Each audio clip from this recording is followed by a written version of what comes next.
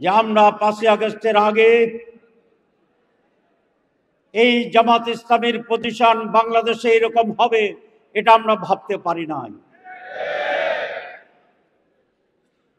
আমরা যা চেয়েছিলাম আল্লাহ তার চেয়ে অনেক বেশি দিচ্ছে। আমরা একটা লক্ষণ দেখি। আমরা যে সমাবেশ করলাম এই সমাবেশটা হঠাৎ আমির জামাত কয়েক সেকেন্ডের জন্য সেন্সলেস হয়ে গেছে। আমরা তো সকলে কেঁপে উঠছি, এটা খুবই স্বাভাবিক। এখন দেখি আল্লাহ এটারও পজিটিভ বানিয়ে ফেলছে। কথা ঠিক বলছি না বেঠিক বলছি? একদিকে সম্মেলনের প্রচার, আবার আমির জামাত কেমনে ফোর্ডের কেমনে উঠে এই সব ব্যাপক প্রচার। ওনার দৃঢ়তার ব্যাপারে কথাবার্তা চলে, ঠিক আছে নি?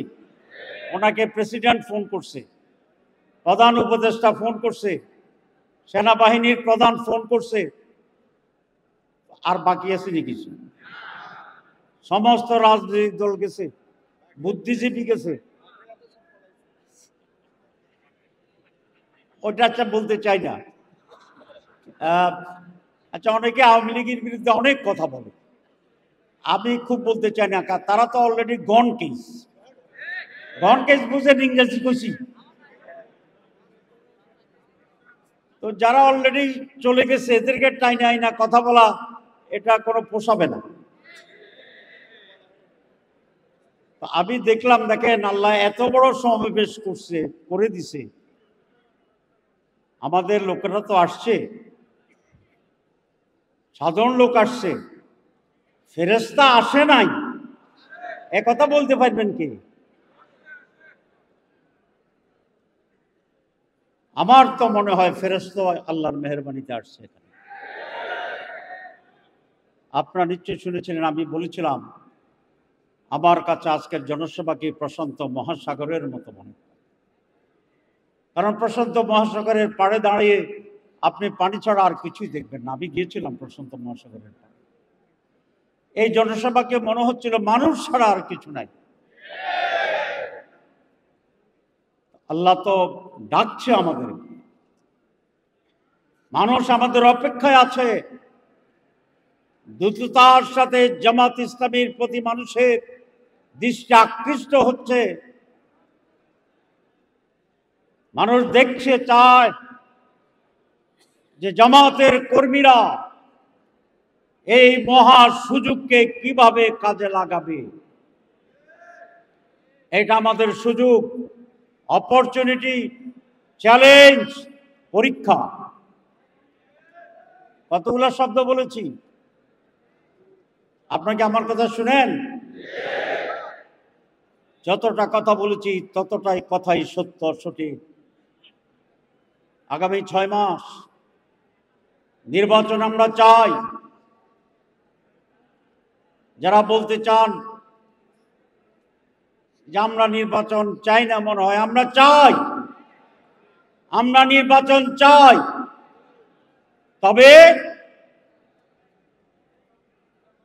54 বছরের যে নির্বাচন, সেই নির্বাচন চাই না। এবার যদি একটি কেন্দ্রীয় নির্বাচন দখল হয়, তারপর থেকে বাংলাদেশে উত্তালের জোয়ারে আন্দোলন শুরু হবে। অ্যাডভান্স আগ থেকেই আমরা আন্দোলনের কর্মসূচি ঘোষণা করলাম। আর কোন চাঁদাবাজ, দখলবাজ কেন্দ্র দখল করে ক্ষমতায় আসার সুযোগ দেওয়া হবে না।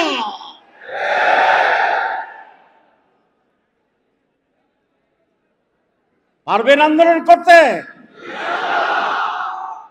আন্দোলনই তো আমাদের জীবন। মাছ যেমন পানিতে থাকে, জামাত ইসলামীর লোকেরা আন্দোলনের ভিতরে পানির মতো অবস্থান করে। আমরা যখন এই সংস্কারের কথা বলি, আমরা যখন এই বিচারের কথা বলি, আমরা যখন এই সুষ্ঠু নির্বাচনের কথা বলি, কোন কোন মানুষ বলে এটা নির্বাচনের বিরুদ্ধে ষড়যন্ত্র। কি যন্ত্র? আরে যন্ত্রের নাম বলেন। ষড়যন্ত্র। আর যারা সংস্কারবিহীন জেনেতর হাসিনা মার্কা নির্বাচন চায়, সেটা কি নির্বাচনের বিরুদ্ধে ষড়যন্ত্র নয়?